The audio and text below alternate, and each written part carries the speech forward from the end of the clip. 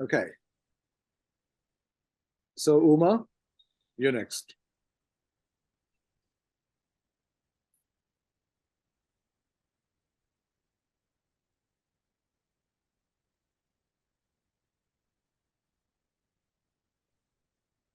Do you want Hello. to?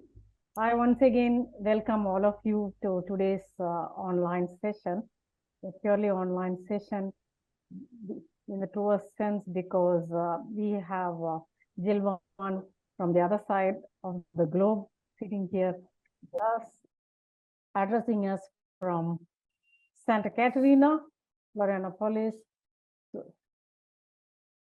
Good evening to Gilvan, to Jill, to Ellen and a few others, and good morning to all of you. I'm very happy, honored, and privileged to introduce one of the most important leading figures in social linguistics, not only in Latin America, but elsewhere too. Gilvan Muller de Oliveira is a professor at the University of Santa Catarina. He is the head of the UNESCO chair in language policies for multilingualism, which began in 2018, completed its first successful journey of 4 years. This fair is headed by Gilvan, and it involves 31 universities and organizations. I is part of them in 16 countries. It's not an easy job. I really congratulate Gilvan for putting up institutions together and working on several axes related to multilingualism, which I believe he's going to brief us in his talk. Gilvan was the director of Imphal, Institute for Research and Development in Language Policy. In fact, he was a founder of an important institution from 2002 to 2010, 8 full years, and he established there, which I believe is going on.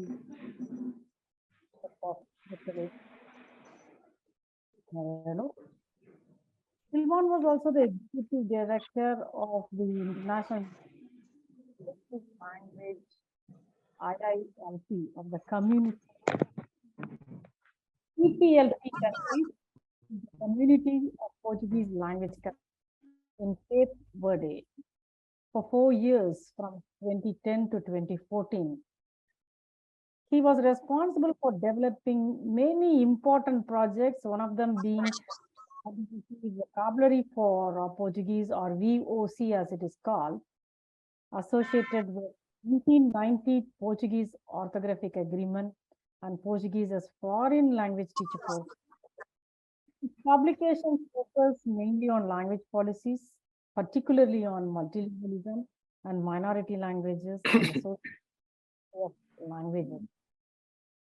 He has a very interesting CV. I do not want to take up all his time reading out many of his accomplishments and achievements. I am very happy, and on behalf of the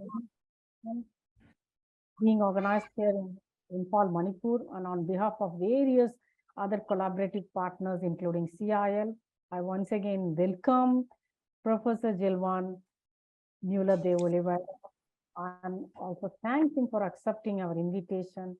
I apologize that you have to sacrifice your sleep for this.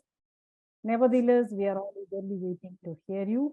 May I welcome you once again and hand over the floor to you. Thank you very much, Umarani. I'm very glad to be with you, and I would like to begin thanking L.Somi Roy for the invitation, Ezequiel Dlamini, Umarani Papuswamy, other colleagues that are in the organization of this wonderful festival. I had the privilege to see some videos, and I'm very sad not to be personally with you due to some visa problems that I had, some difficulties with time. But soon I will be in India for 3 months. I would like to put my PowerPoint, and I hope you can see. Are you seeing? Yes, we can see. Okay. I would bring some questions for discussion in this field of oral literatures as a contribution to a festival of orality and on orality. It's a very central question for our chair, and I will explain why. I'm speaking here from the Federal University of Santa Catarina in Brazil, South Brazil. We are on an island in the Atlantic, and I hope you can come to us sometime, like Umarani Papuswami came last year. Our university has 43,000 students. The small island off the coast of Brazil. Someone is speaking. Our UNESCO chair on language policies for multilingualism is already 4 years old, and bring together 31 universities in 16 countries in 4 continents. And many specialists are in our team in different axes that try to connect multilingualism with important questions for the Sustainable Development Goals of the United Nations, and especially for society's questions that are relevant for governments and governance. For example, the connection between multilingualism and the internationalization of universities, the cultural conflicts and mediation, language education, language teaching, foreign languages, translation and accessibility, the connection between language and economics, the econometry of languages, linguistic rights of diverse kinds of minorities and majorities, new information in new technologies in information and communication, the very important question for migrations, borders, diasporas, and of course, the last one, the newest one in our UNESCO chair, the topic of multilingual literatures. It was a topic suggested by our colleague Anuradha Kaniganti. She works in INALCO, the National Institute of Oriental Languages and Civilizations in Paris, an institution that teaches 102 different languages. And we had the opportunity for participating in a meeting, Écrire entre les langues, writing between languages, trying to focus writers that don't write in one language, but in more than one language. And that is an important question for connecting with orality, because orality and multilingualism are very connected instances. I bring you the opinion of Victor Hugo Quintanilla Coro, Bolivian poet and educator, that said that orality discourses, since they do not have a graphic structure, do not require any mechanical ability before their dissemination in a given language. Furthermore, not even their passage from one language to another is something complicated, since by not determining any written wording, they gain, due to their oral fluency, a wide linguistic space, since they pass without major obstacles from one mouth to another and from one language to another. In this regard, the founding myth of the Andean fox and that of the Jucumari Andean bear constitute paradigmatic examples of the ramified nature of memory and its multidirectional nature.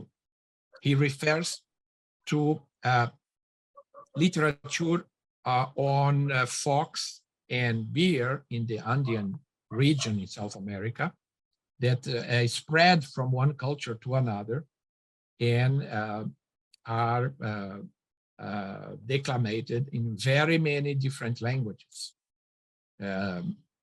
So multilingual possibilities of orality are stressed by this author.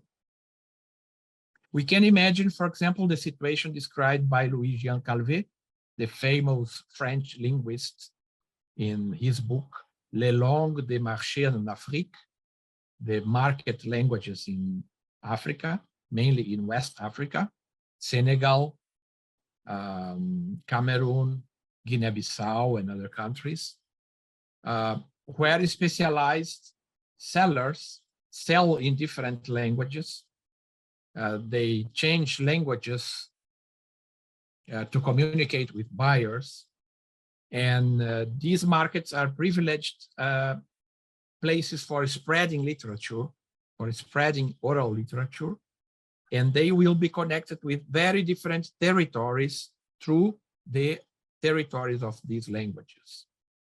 So because of this kind of markets are multilingual in many countries, they are a privileged place to study orality and multilingual orality.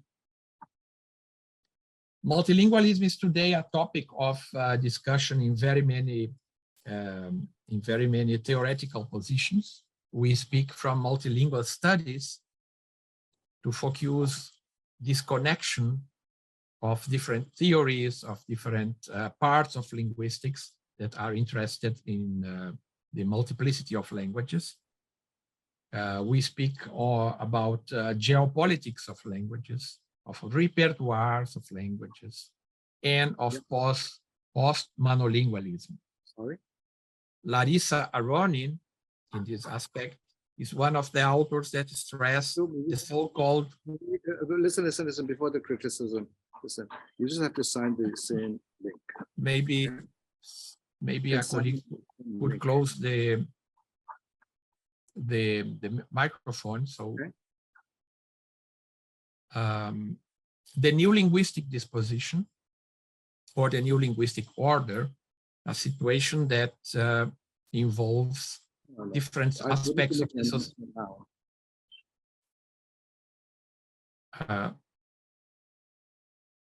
Different aspects of society. I'm just saying, let's tell people to sign on if this gets cut off. Okay, let's tell them now. Can you tell them or you want me to tell them? You tell me or I think the host can turn off their mics. Yeah, I just want to say that if we get cut off, please use the same link to sign on. Hello? Yes.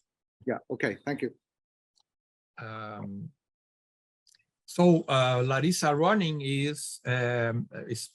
brings us this concept of new linguistic disposition, considering that around 43% of the humankind is at least bilingual. So it means more than 3 billion people. So multilingual studies involve these questions of literatures and orality very strongly. We can say multilingualism lives from a continuum. Final discussion, Baro. Maybe you could close your mic. Multilingualism lives from a continuum. On one side, multilingualism itself, the multiplicity of languages, the use of these languages in the same contexts.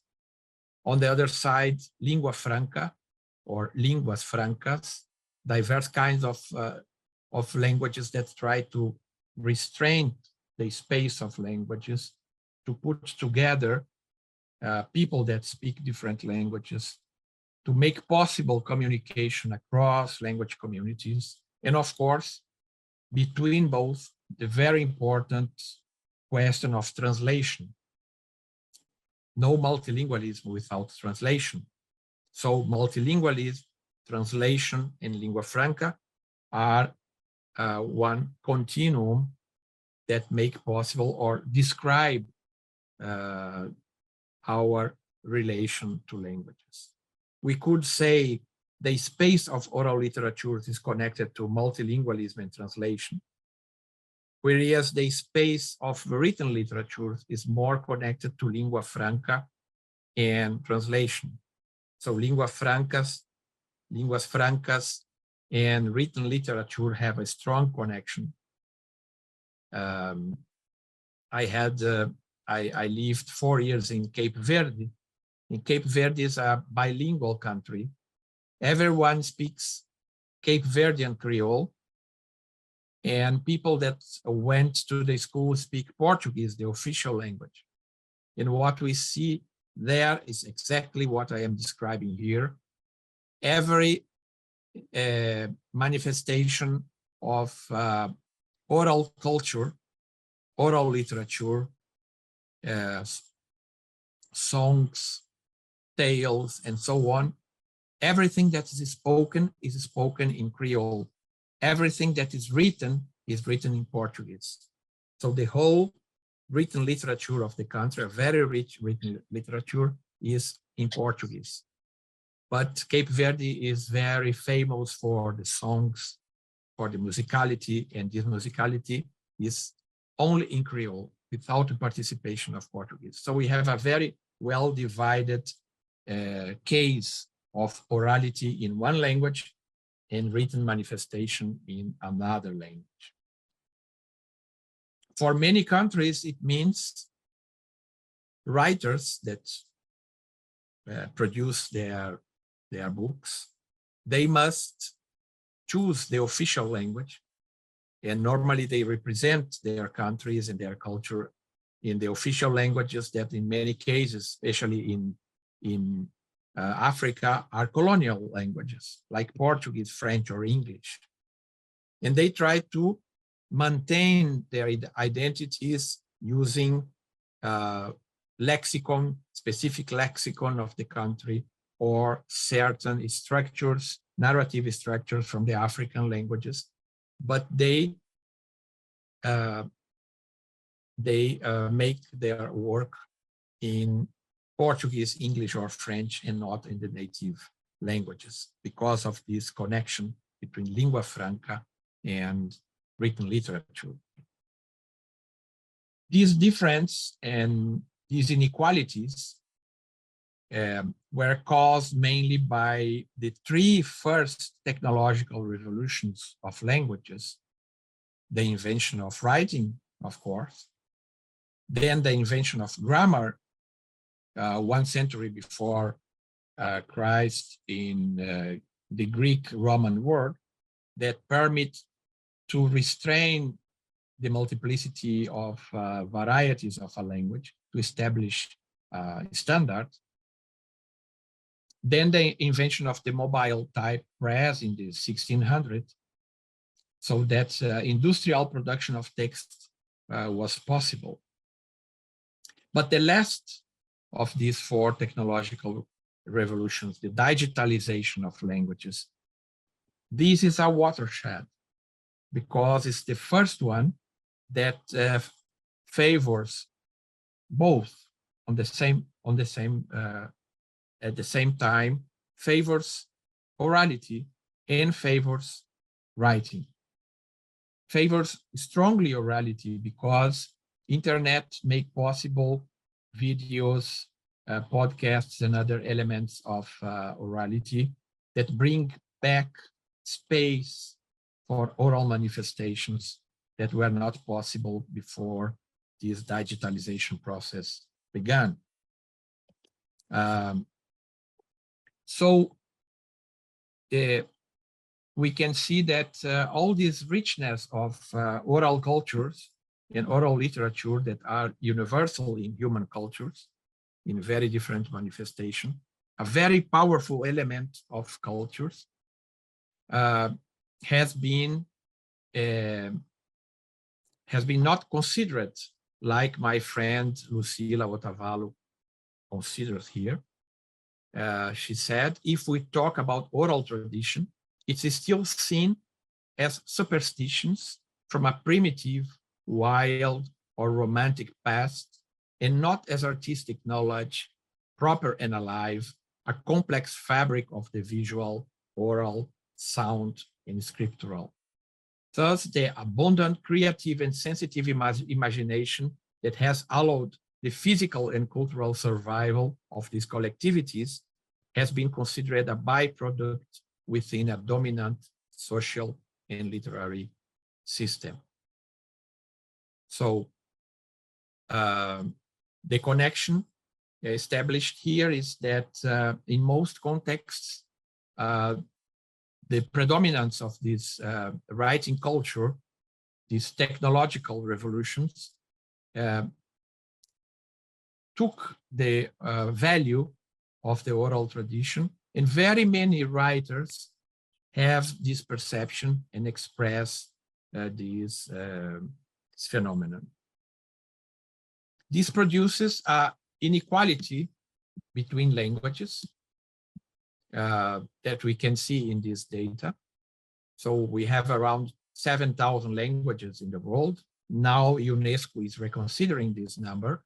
The new UNESCO Atlas of the languages of the world will bring the number over 8,000 languages. Around 4,000 have a writing system. It means 3,000 have not a writing system, but only 700 have a written tradition. It means a continued production of texts and publications and so on. So it means that almost 6,500 don't have a written tradition. From these 700, perhaps not 90 have what we call a belletristic. It means a literary tradition, established literary tradition. We should not forget that less than 70 languages are used in universities in the world. So very few languages, almost 1% of the languages only are languages of higher education. And these institutions are very connected: literature, higher education, different kinds of academies, circulation in editor houses, and so on. From these languages, only less than 200 are official, 2,700 are endangered, can disappear in few generations. Only 236 languages are well represented on the internet, is equipped to be in the internet. And most of the languages are not used in education and health systems. So these revolutions of languages brought the capacity for imperial states, for imperial groups, to create a difference between languages that mirror the differences of power of their communities. For that, we should think that the study and recognition of oral literature and its universality in human cultures on all continents is a cry of protest against colonial inequality in languages and cultures. But much more than monumentalizing oral literature and its works, it's about opening the word and voice to communities and their artists, and a broad and multilingual listening to their artistic and reflective experiences, like your festival is making possible. So focusing the software of the oral literature and not necessarily the products themselves. So I would like to bring you some references of 3 different kinds of oral literature in Brazil, so we could reflect on few questions connected with each one. The indigenous oral literatures, African oral literatures, and European oral literature. Considering that we can say in some way that Brazil is a byproduct of the existence of India. Brazil was a stop in the for the Portuguese ships going to India. And India is the most important element that created the Portuguese modern literature. You know, the masterpiece of Portuguese literature, Os Lusíadas, describe the travel of Vasco da Gama from Portugal to India. Os Lusíadas is a masterpiece with more than 8,000 verses, written in the end of the 16th century. 80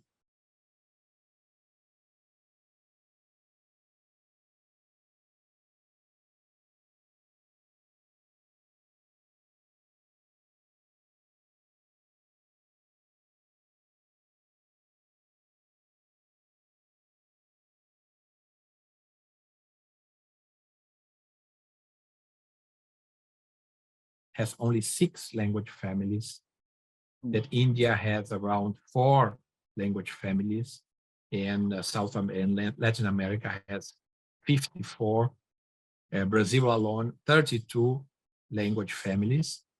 It's interesting that we know that people in the Americas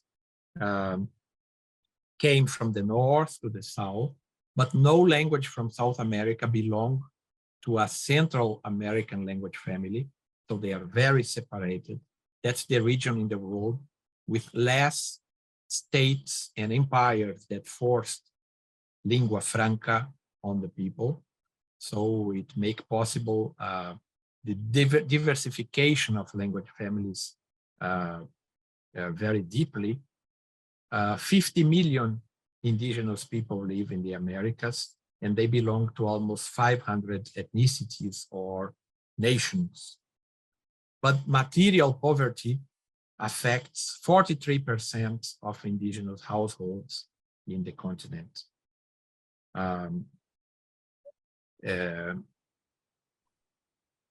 The Americas was, the South, Latin America was the continent that had the most destructive action of colonialism on the population.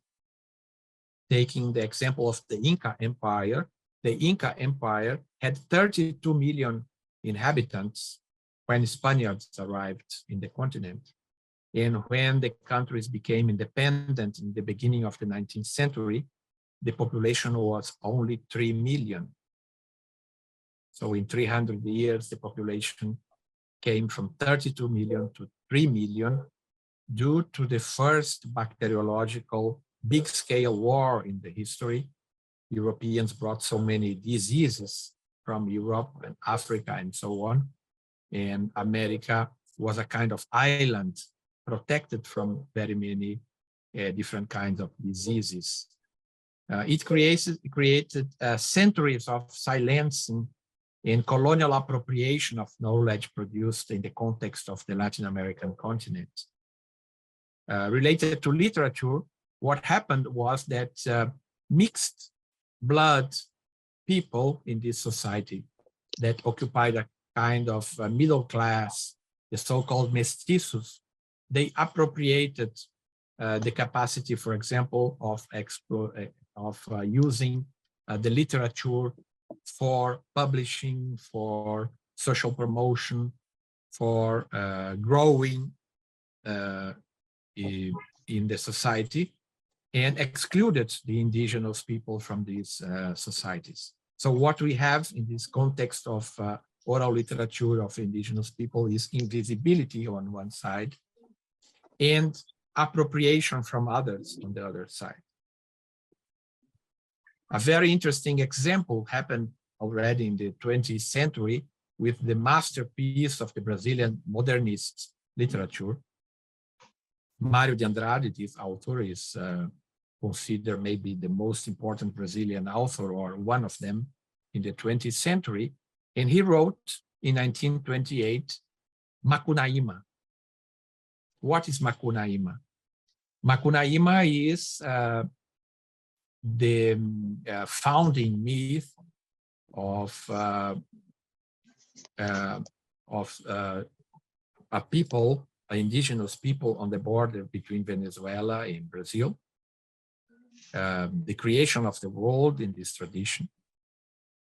Mário de Andrade had no interest in indigenous literature.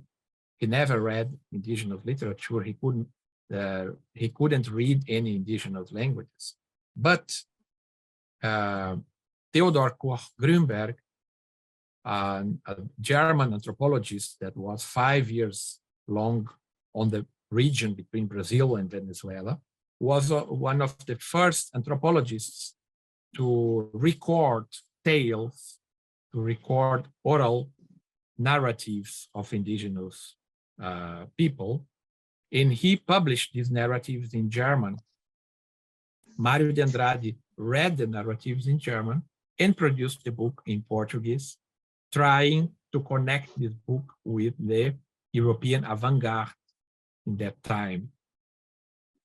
That's why he writes Macunaíma, the hero without any character. That was a topic of the avant-garde in Europe in the 20s.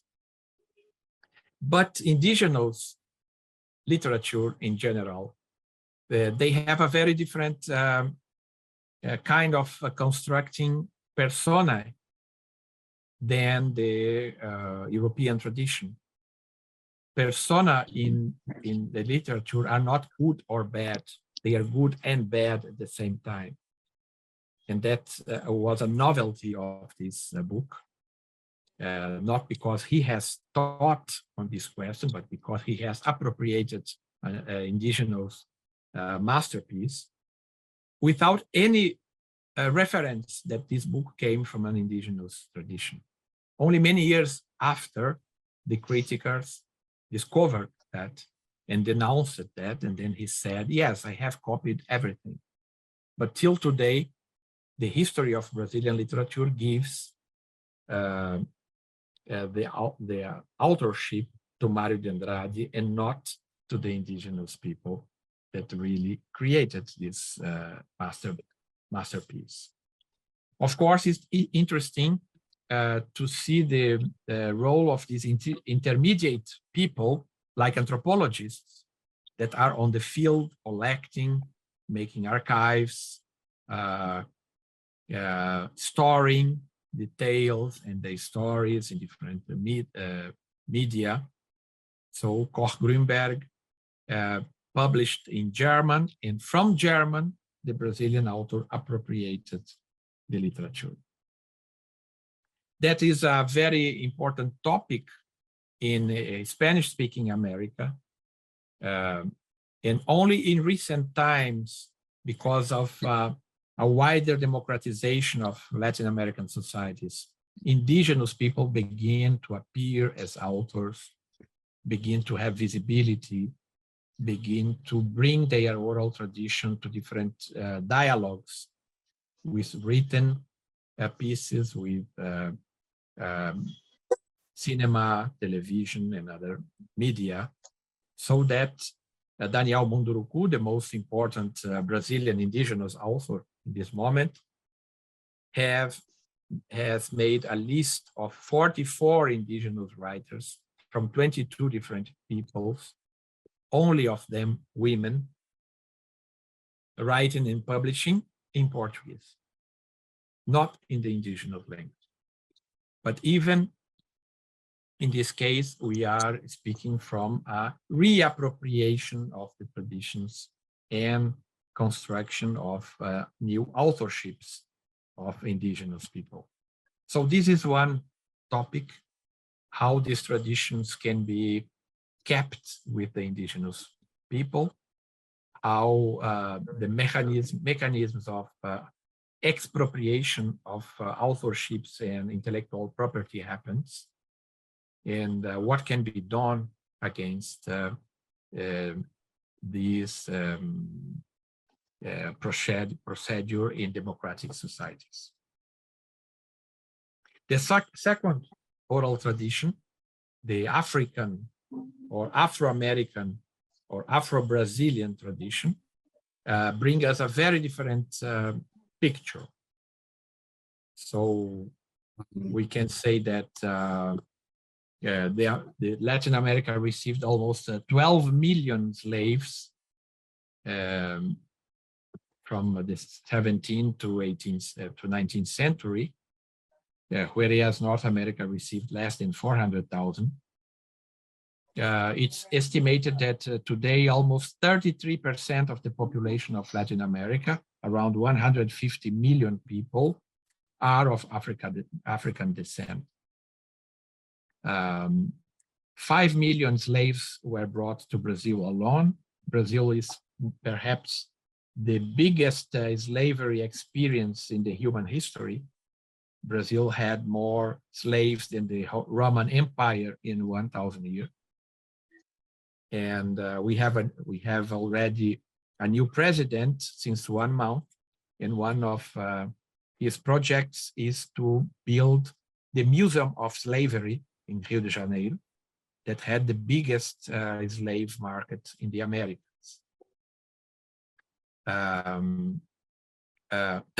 Around 56% of the Brazilian population is Afro-descendant. It makes from Brazil the most important African descendant population in the world outside Africa, what means around 120 million Afro-Brazilians from 150 million Latin American African descendants. The African oral literatures are mainly connected to the practices of diverse kinds of religions. We call them Afro-Brazilian religions. The most important of them is Candomblé. Candomblé is a product of the Brazilian history. It does not exist Candomblé in Africa. Candomblé is a fusion of different traditions, religious traditions from Africa, from Angola, and from the Nigerian region. So African people from different nations came to Brazil and created here in contact with each other, and mainly in contact with Catholicism, a new kind of religion, monotheistic religion. Olorum is God, but it expresses in different forces of the nature, different orishas. Each of these orishas has different tales, different songs, different kinds of literature. That's an initiatic religion practiced by around 4 million Brazilians. And Candomblé established itself in different kinds of, in different countries in Latin America. In Brazil, it has this name. In Cuba, it has the name Santeria, and so on. They are all connected to these initiatic religions in West Africa. Candomblé was a long time forbidden by the state, and police appropriated from objects of the Candomblé religion. Since in 1943, President Getúlio Vargas allowed the practice of Candomblé. And today, many of the places where Candomblé is practiced are considered heritage in Brazil, because of the importance of Candomblé for the Brazilian identity. Together with Candomblé, another practice is capoeira. Capoeira is a dance, is a fight, is a martial art. Candomblé has diverse original instruments, diverse original songs and teachings, and was a creation of Brazil. It does not exist in Africa. So the topic here for oral literature is how literature can be transplanted from one place to another and how it can be recreated. So how can we consider that oral literature is not only a tradition? In many cases, it is not a tradition, but a recreation readaptation to new contexts, to new situations that must be developed for the life and for the sake of the people. So Candomblé and Capoeira as different practices. Capoeira is considered today a sport spread in different parts of the world. It's a tradition that gained international projection, like yoga from India went to other countries with other sign, symbology, and so on. But the importance of capoeira is that it does not existed in Africa before. It was created as a reaction of slaves against the polices of the farmers, as a kind of self-defense. Capoeira means field in Tupi language, so the name comes from a Native American language, but the practice is an Afro-American practices. So here we are speaking from the fusion of oral cultures from different continents. So the topic here is the syncretic nature of oral literature.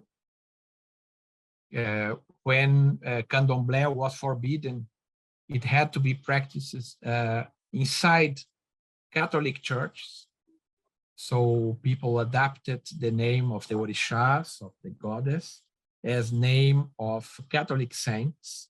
So there is a very strong connection between Catholicism and Candomblé in these 500 years of history. Candomblé was hiding inside the Catholic Church before it was allowed as a practice. So for our discussion, the important here is to discuss this recreation of oral literatures in new contexts. So I come back to Vitor Hugo Quintanilla, the same Bolivian poet I have cited in the beginning, to say that from this perspective, a critic of memory must be able to analyze how memory reappears in another scene than the one from which it disappeared. Capable of explaining, in other words, the trips and returns of the senses of memory to different regions under forms that are the effects of their transformation and not in any way of the loss of identity or the refutation of their absence. Not the continuity of a tradition, but the recreation of a memory in a different context. It's a process that involves thinking of memory as a fickle trajectory in which fixations find no place, in which rather the surreptitious interweaving of writing and orality, of the mythical and the fictional, of the sacred and the non-sacred everyday life is promoted. So for our discussion, it's important to think here what should be the right policies connected to considering oral literature a discontinuity of memory. The last one, European oral literature in Latin America or in Brazil. As you see in these maps, the distribution of native Brazilian population, Black Brazilian population, and white Brazilian population is quite different. European descendants are mainly in the south. African descendants are mainly in the east, and native Brazilians are mainly in the north. So we have around 200 million European descendants in Latin America, around 35%. In Brazilian, 99 million, or 40% of the population. Many of this population came to Brazil in the first centuries. So 16th, 17th centuries, for example, before Illuminism happened in Europe. And they brought different kinds of Middle Age literatures to the Brazilian oral literature that are still alive, that does not exist anymore in Europe, but are connected to old forms of European literature and connects the different phases of the history of the Portuguese language with each other, for example. So to bring some examples, especially in the northeast region from Brazil, the most traditional, the region where Brazil was born, where the Portuguese arrived in year 1500. We have two mainly manifestations of oral literature. The first one is repente. Repente, you can see in this first picture, is a challenge between two men. They choose a topic and they improvise songs. They invent these songs in this moment. They didn't exist before. They have very formal structure. They have a 6 syllable. They have a structure A, B, B, C, D, D, B, for example. And they are a manifestation of what Sumter calls a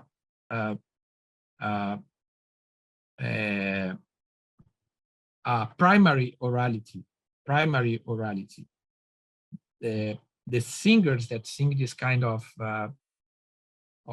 songs normally cannot write, or they could not write originally.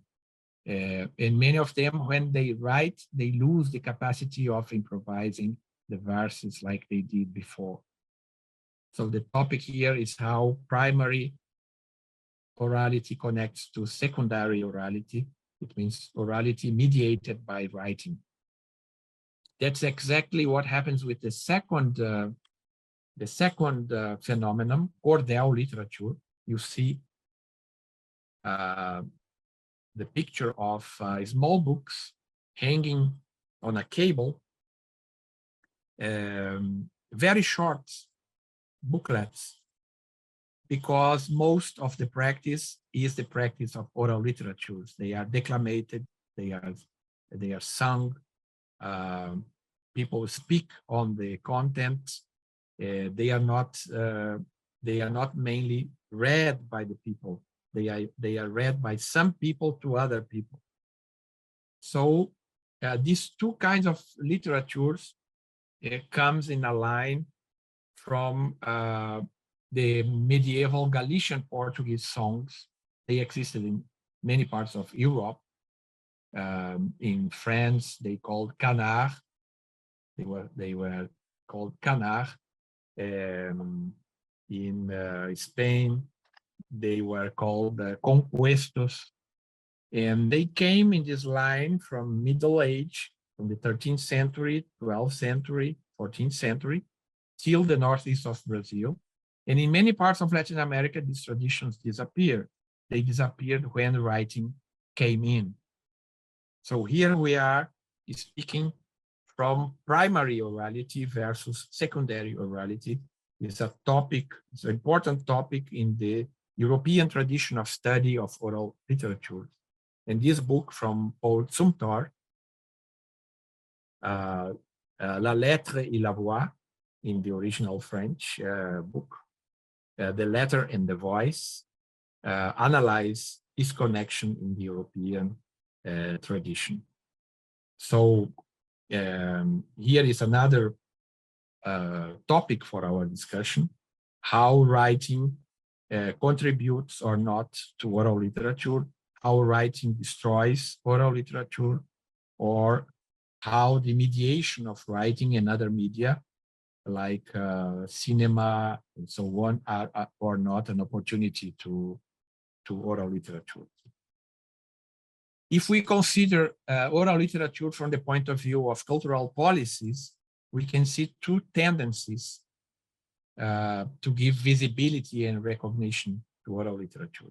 The first one is the monumentalization of masterpieces. And the second one is the valorization of the process of production of artists, of audiences. So we have two families of cultural policies for oral literature, and I try to explain very briefly each of them, each one of them. For example, UNESCO has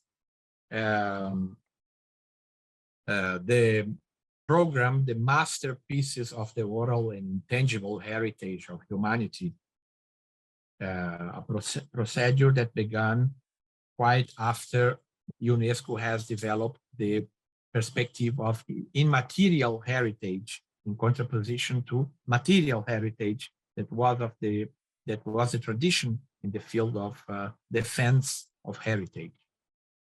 In 2001, the immaterial heritage program were put in force. Then UNESCO considered it was necessary to establish which are the masterpieces by continent, by country. So we could elaborate a list of masterpieces of oral literature. And I bring you just few cases of Latin America masterpieces from the second proclamation of UNESCO. There was several proclamations till 2008. In 2008, the number of 90 elements in the world was reached, and UNESCO decided to stop with this archive of 90 elements of masterpieces of oral heritage. The Andean worldview of Kalawaya, that's a kind of medicine like you have in India, Indian medicine or Chinese medicine. There is an Andean medicine that uses more than 980 botanical species, many rituals, many trips to know the situation in different parts of Abya Yala. It means the Native America. The second one, the oral and graphic expression of the YMP, Tupi people in Brazil. This expression is called kuziwa. It's a kind of body painting connected to stories, connected to other kinds of paintings, not in the body, using native colors from plants. Third one, the Carnival of Barranquilla in Colombia. Very original masquerades of African tradition in America. You can see that some of these traditions come from Africa to America and was recognized in America. Fourth one is the French Tomb of Charity of the East. See, that's interesting. That is a syncretism between French culture and West African traditions, but it developed in Cuba and Haiti, so not in Africa. Then the traditions of Browns of Moortown, that is the main tradition of the so-called Maroons. Maroons, you know, were the slaves that escaped from the plantages, from the farms, and lived in the mountains, in the forests. And today, Toki Cromanti, a religion and a new language, a language that was developed in this process, are the main features of the Maroons' culture and identity in Jamaica. And the last one, the very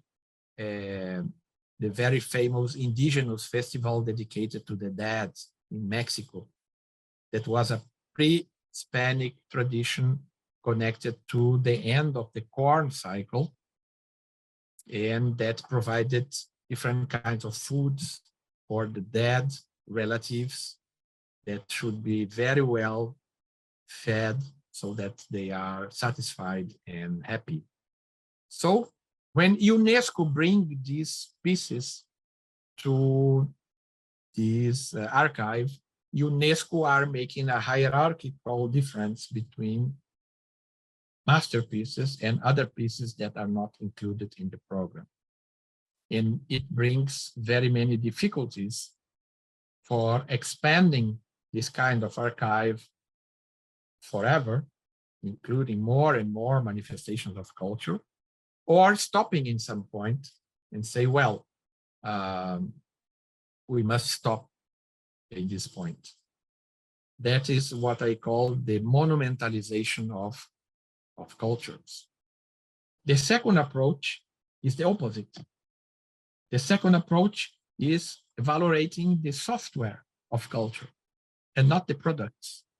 And the software of cultures are the people that produce the cultures, are the manifestation themselves. This position is a position with much less hierarchy and much more inclusive. We had a very interesting experience in Brazil. The most important cultural policy in Brazil till today, realized by our Ministry of Culture, was the so-called points of culture. The Living Culture program, it was the establishment of 3,500 different cultural points in the country, spread across 1,100 municipalities of the 5,000 municipalities in the country. And that reached between 8 and 9 million people, what is very difficult to have as a ministry program. It was a creation of a very famous singer, created of a very new movement in the Brazilian music, the so-called tropicalism in the 60s, 70s, together with many other colleagues, Gilberto Gil. And he was cultural minister between 2004 and 2010, and established a metaphor comparing culture policy and acupuncture, saying that the technique consists of pressing points on the body, stimulating them to make the repressed energy flow, bringing harmony and balance. So the culture points strategy was to stimulate groups of different manifestations to apply for participating in the program, to receive some support, some financial support for their policy, but people established what was culture for them, not the ministry. So it was a revolution in the traditional division between high culture and popular culture,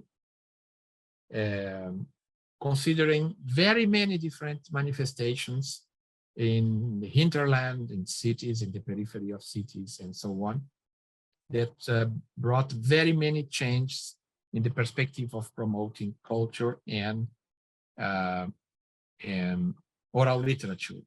And for him, for Gilberto Gil, culture is not something extraordinary, exceptional. Culture is something ordinary. It's like rice and beans. It has to be on people's tables. And our colleague Umarani knows what rice and beans means. It is the everyday food from the Brazilian people. So when he says it's like rice and beans, it means culture must be with us all the time, and we must stimulate all kinds of groups and not only masterpieces of the cultures. In my opinion, both strategies are very important, and they are not contradictory in the sense that they reach different objectives. We must establish some kind of attention to the products of cultures, and we must establish attention to the process. Ergon and energeia in the definition of Humboldt, for product and process at the same time, producing culture policies for all and helping to keep masterpieces of our culture in the right place. To finish my contribution, I wouldn't like to forget another kind of relation that is not connected with these main traditions of indigenous, African, and European oral literature. And it's a question connected to the border between Brazil and the neighbors. That's the longest border between two languages in the world, Portuguese and Spanish. Brazil has 7 neighbors that speak Spanish. And in all this border, developed 31 twin cities. It means cities that are on the same time in both countries. It's possible because we don't need passports or visa to travel to neighbor countries. Everyone can travel with a simple ID. So the contacts are very strong, especially in the south. You see these very many red points here. So there is a kind of product of multilingualism, a language that does not exist called Portunhol, symbiosis between Portuguese and Spanish. And it became a poetic language on the border. It was taken by writers to produce literature. This language officially does not exist. It's a contact between two languages. In this picture, you can see children playing on the border monument. So on one side is Paraguay, on the other side is Brazil. So we are a lucky country that don't have conflict with the neighbors and can produce different byproducts, linguistic and cultural products in these borders. So Portunhol was taken by the speakers of this region as a motif to produce literature. So Mar Paraguay was the first masterpiece, the first important piece of literature in Portunhol, not written in Portuguese, nor in Spanish, nor in Guarani, a language of the border. Portunhol as a language does not exist despite being very present. Bueno's book presents a mixture of Portuguese with the Spanish spoken by any Portuguese speaker in a Spanish environment or vice versa. This language is not a fixed language, but floats like the mixture. There are no fixed norms. They change according to the need of communication. The effect of the Portunhol is immediately poetic. Between the two languages, there is a hesitation, a tension, a permanent oscillation. One is the error of the other. It's possible, uncertain, improbable future. A singular fascination stems from the intertwining of deviations. There is no law. There is a grammar, but it's a grammar without law. There is a certain spelling, but it is erratic spelling. Chuva, rain, and lluvia, rain, written both ways, can coexist in the same paragraph, to give only one example. So on this language without written grammar, explored by the poet in a very particular way, Diegues, this writer, the most important writer of this tradition, declares, the mixed language with which I write is visceral. The border Portunhol has a charming grace that fascinates me.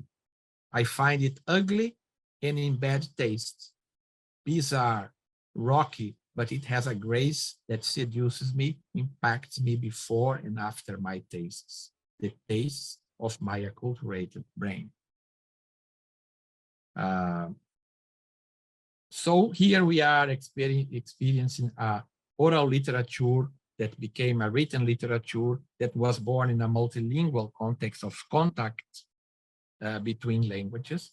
Just to say that multilingualism as a foundation for the border reality, as a territorial redesign, as a time machine for the prehistory of languages, and at the same time for its not too distant future, as a displacement of aesthetic and political certainties. Douglas Diegues. So what I tried to brought to you here was some connections from orality to multilingualism, and then from multilingualism to orality. I think we have a privileged pair of concepts to work with. I hope our chair can develop many research on this context. Orality is the best place to find multilingualism, and multilingualism is the best place to find orality. So I think this connection is a very productive one, and this was just an introduction in my first reflections on this topic for Latin America. Thank you very much for your attention. And if you have questions or comments, I will be very glad. Thank you.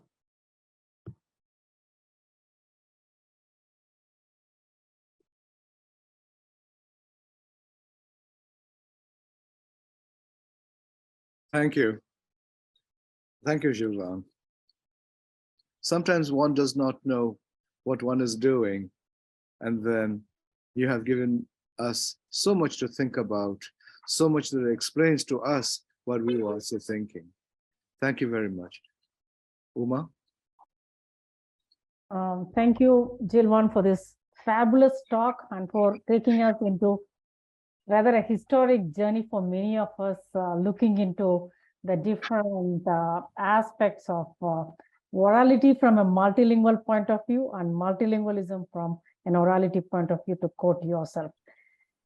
I am very happy that you could give us this wonderful talk within such a short span of time, despite your hectic schedule of doing some paperwork to get into India and handling with other things with you. It's for the last 3-4 days here, we have been debating on what is orality and should we call our festival as a festival of orality, or how do we connect literature, music, culture, etc. And I think you have set the tone in one sense, like how we should go about it in the future, because Imasi Foundation just started this festival this year as a tribute to Maharaj Kumari Vinodini Devi. Imasi itself means the royal mom. So in one sense, like all of us have so much to offer from our own cultures when it comes to morality, and many of these are unheard. And that's why it's important to know what other cultures or other societies are doing in such situations, so that we can learn and benefit from each other. And also, like you rightly said, do some kind of manifestation of these available piece of non-text communication, if I may say so, and document it or archive it, or like you said, improvise it in different forms and take it to the rest of the world, because these are things which are supposed to be cherished and also should be made available to as many as possible.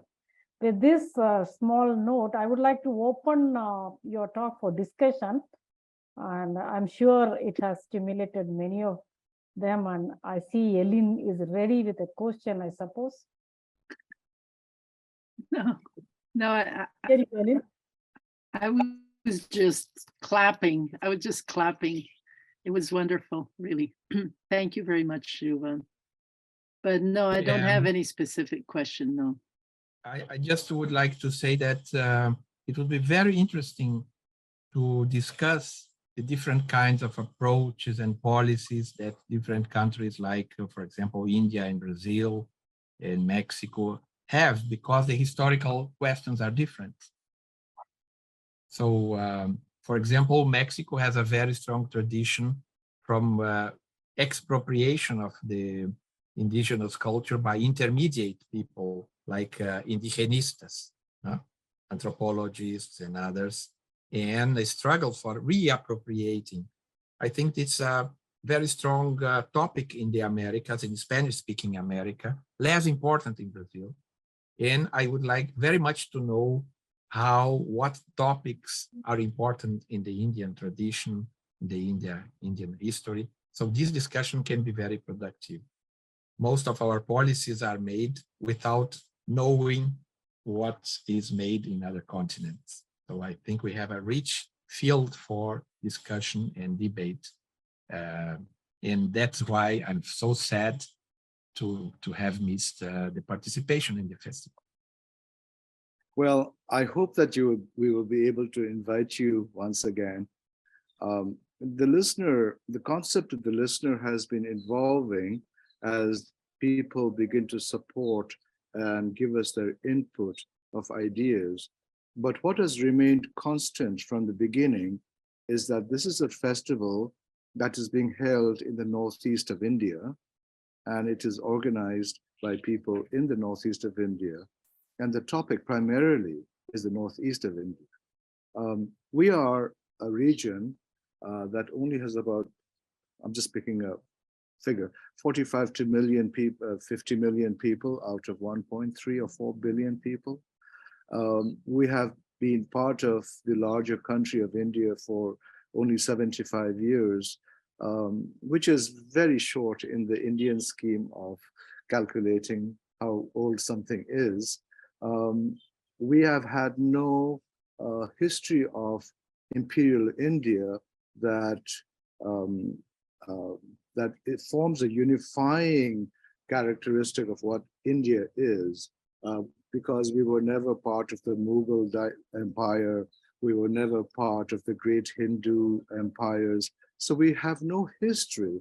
And most of our, especially my place here, Manipur, linguistically, we have words for north, south, east, and west. But in colloquial usage, if you were to ask directions, east is front and west is back, mamang and maning. And so even though we do have words for east and west, we use front and back. So the front is facing Southeast Asia, Burma. Our interactions, for the most part, until the middle of the 18th century, has been eastward towards Myanmar and Thailand, and not so much with what is the Indian Empire on that side. So this festival is just a beginning of some dreaming of what are some of the things that we can do to perhaps insert our stories and narratives and histories into the concept of India. Because most people don't even, a friend of mine said, here's India is like a slice of pizza. And then you don't realize that there's another part of India that belongs to the country and is attached by a little thread of territory that is only about 20 kilometers wide. It's about the size of the English Channel. And it represents almost a difference between the British Isles and the continent of Europe in many ways. So as for the last 200 years, there has been increasing influence and participation with the concept of India. But before that, and which is where our oral literatures are located, it has always been within this and looking towards the east. India is always a western-facing country. All the ports of Bombay and Surat and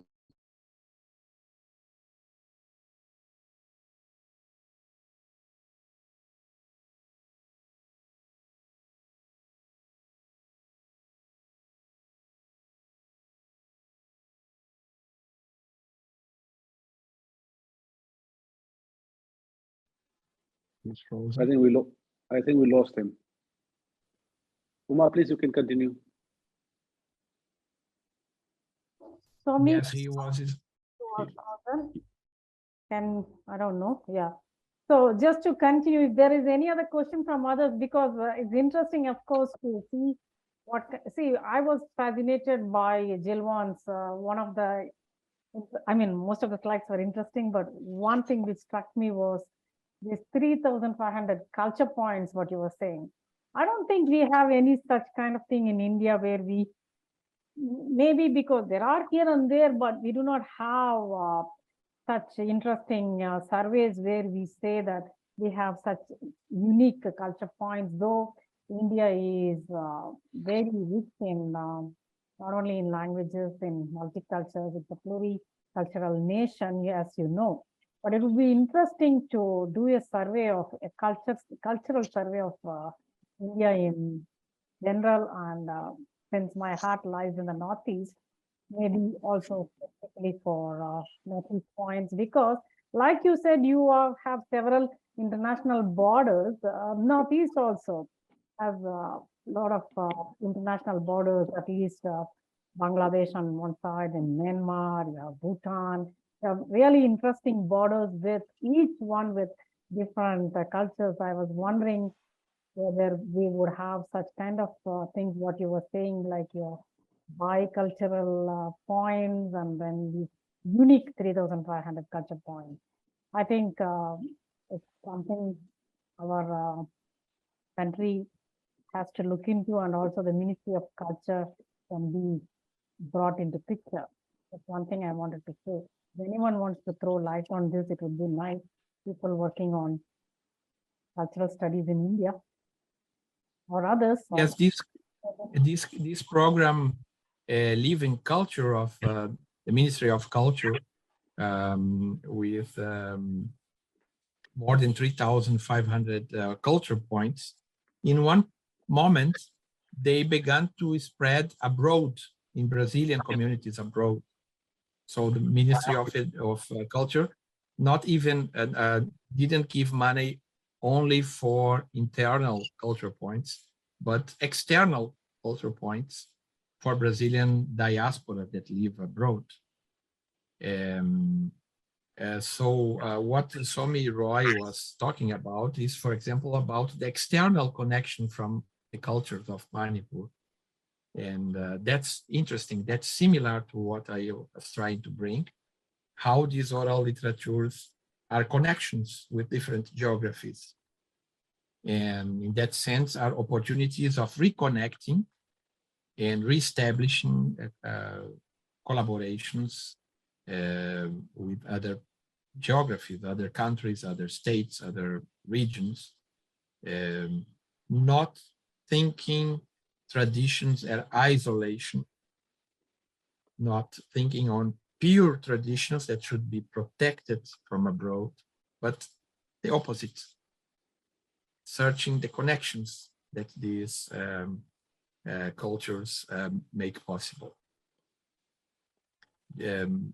Because, of course, these oral literatures spread from one language to other, They came from some other place and it goes ahead to other places. Yeah. So this dynamic perspective, I think he was trying to stress this dynamic perspective of the culture in Manipur. Yes, thank you. Yeah, so Sentila, do you want to add something to it? Sentila is one of the important figures in Nagaland who is a Padma Shri awardee and who works a lot on cultures. Sentila, are you there? Yeah, can you hear me? Yes, please go ahead. Yeah, I think this was a wonderful discourse and really benefited from it. Thank you. When we are talking about continuity, it cannot just be confined to, academics and research, because at the end of the day, it's the community, which is the people who have to continue it. And unless they're speaking it, a language, as we all know, dies away. So how do we, besides just documenting it and keeping it in the archives, I think the emphasis should be more on the ground and how it can be continue and reach out to the much of the younger generation, because throughout the Northeast, there is visible signs of languages dying away because the social, requirements and academic persuasions that the children are instilled with to learn English has, in many communities, in the present generation, we do see signs of, language disappearing. So I think besides the archiving, it is very important that we come up with strategies on how we continue and how it reaches out to younger people, that this is a very important and intrinsic element in their culture, because as we know, if the language dies, the culture dies with it. So I think we should also re-strategize and see how we can continue. Thank you. Yes, I would say archiving is very important for this purpose. But what we see as another strategy is making this culture circulate in other languages too. So we have many cases in Brazil in that traditions of indigenous languages that were dying lived forward in Portuguese.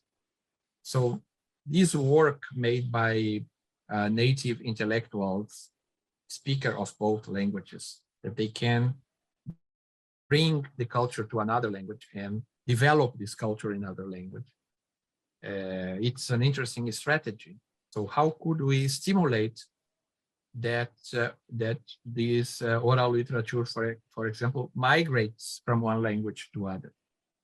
That we could conceive repertoires of languages, especially in a country like India, in that there are many languages of the same family, right? Many languages of the same language family, that oral literature can migrate from one to the other.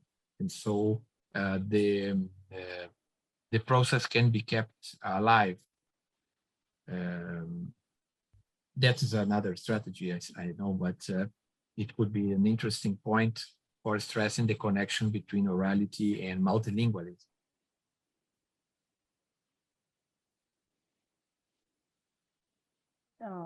Yes, thank you. Is there anyone else who wants to interact? Shobna, do you have anything to say?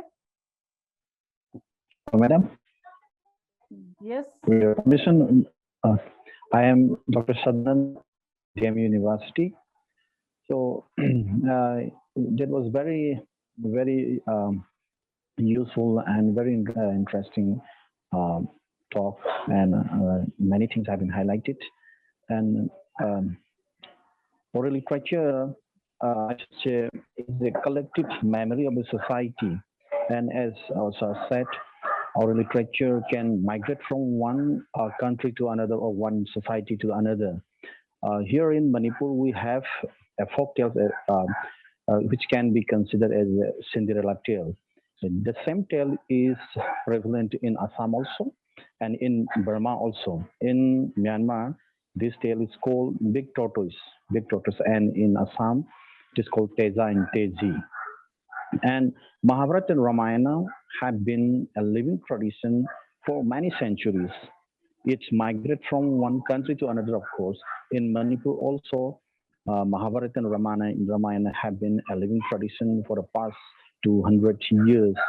And the character of the Mahabharata have been used as a powerful device to counter the hegemonic power structure during King's time also. And yes, of course, the archive is very important, but how to revitalize the traditions still we have, it is more important in order to save the language also. So orality and oral literature, here we have two terms.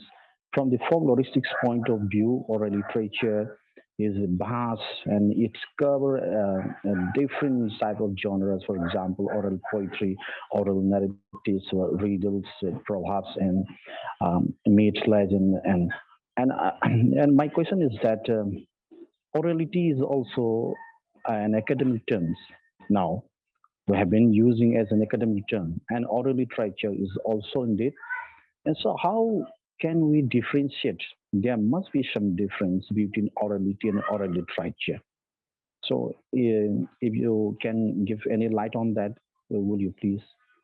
If I understood correctly, you are asking the difference between orality and orality culture. Yeah, Yes. he wants to know the distinction between orality and oral literature. You know, repeat the second one. Oral literature. Yes. Well, in my experience, these limits are changed from country to country and situation from situation. In the beginning of oral literature studies, there were more strict borders to what was a piece in oral literature. And I have the impression with time, this concept became more and more flexible. It means now we include in oral literature many other things that were not included before. For example, not only very specific pieces of rituals, but the ritual itself. Yeah?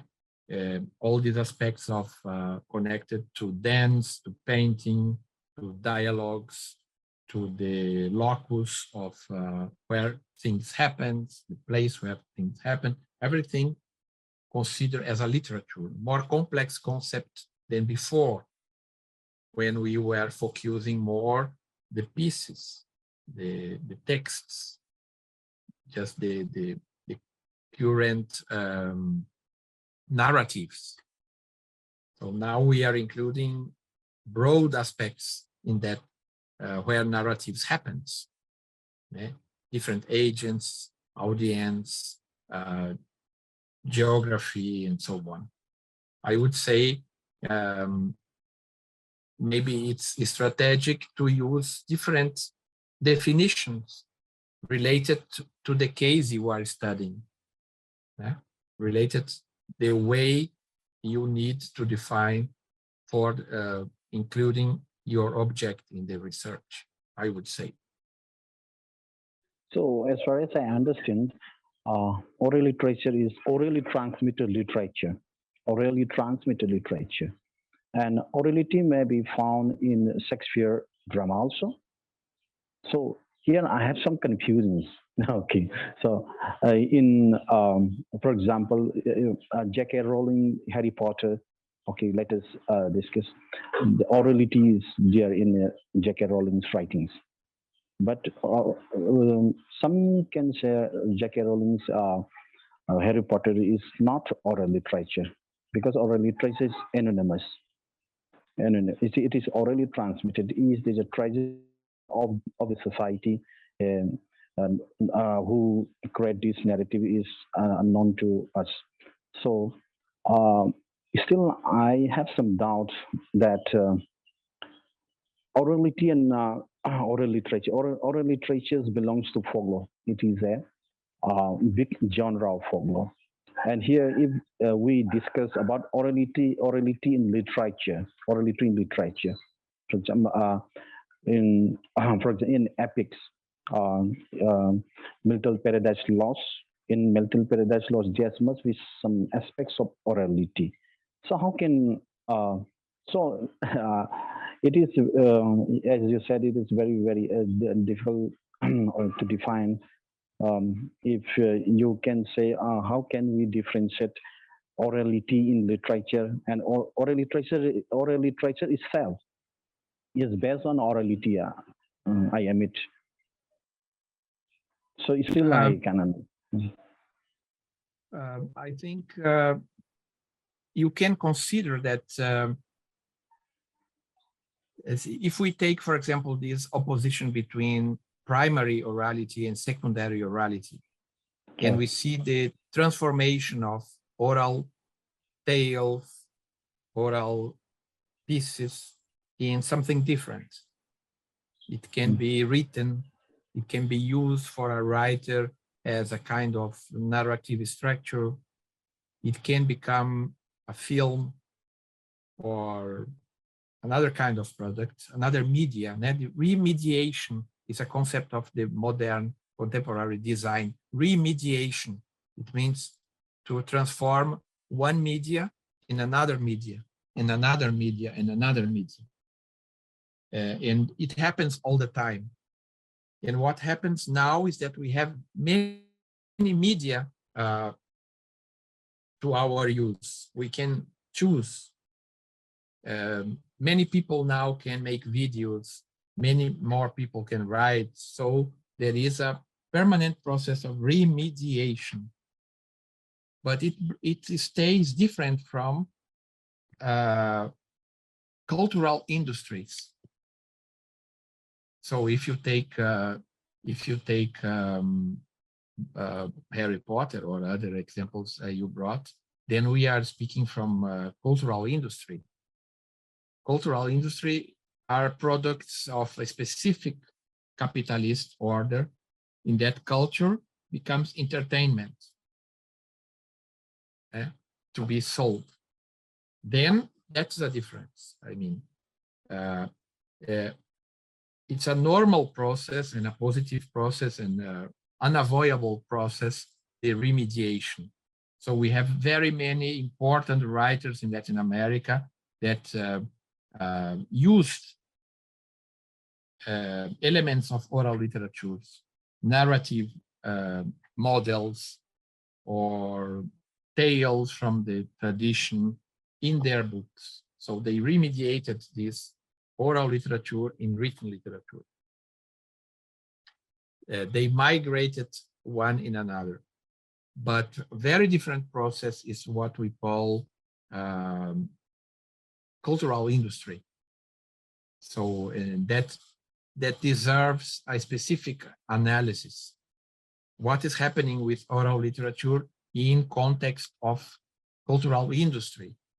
Is it being appropriated by cultural industry? Is it being transformed from culture in entertainment? Like, for example, Walt Disney tales, or Walt Disney children films. Most of these Walt Disney films came from the Grimm brothers, the German brothers that collected oral literature from Europe, from peasants from Europe. They wrote these tales, and after Walt Disney took these tales and made from these tales entertainment films to be sold around the world in different main languages. So they become something different. Many authors study the effects of cultural industry on the cultural production. How the cultural industry expropriates the cultural property, authorship, significance of communities and people. So I would say we are speaking from two different things. Remediation seems to be very natural. It belongs to the process because different technologies are available.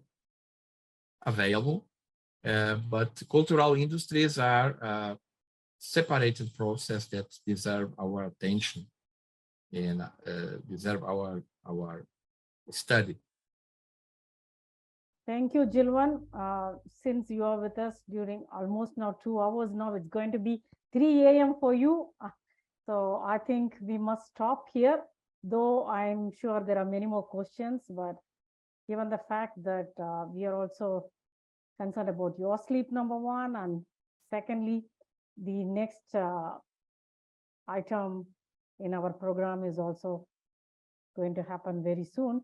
So I must thank you on behalf of Imasi Foundation, CIL, UNT, Indiana University, and many other collaborative partners of the Listener Festival for giving us your valuable time and for enlightening us on the oral literatures of Latin America and for taking us into a wonderful visual journey. Thank you so much. Boa night. Thank you, everybody, for attending this. Thank you. you. Thank you. Bye-bye. Thank you again.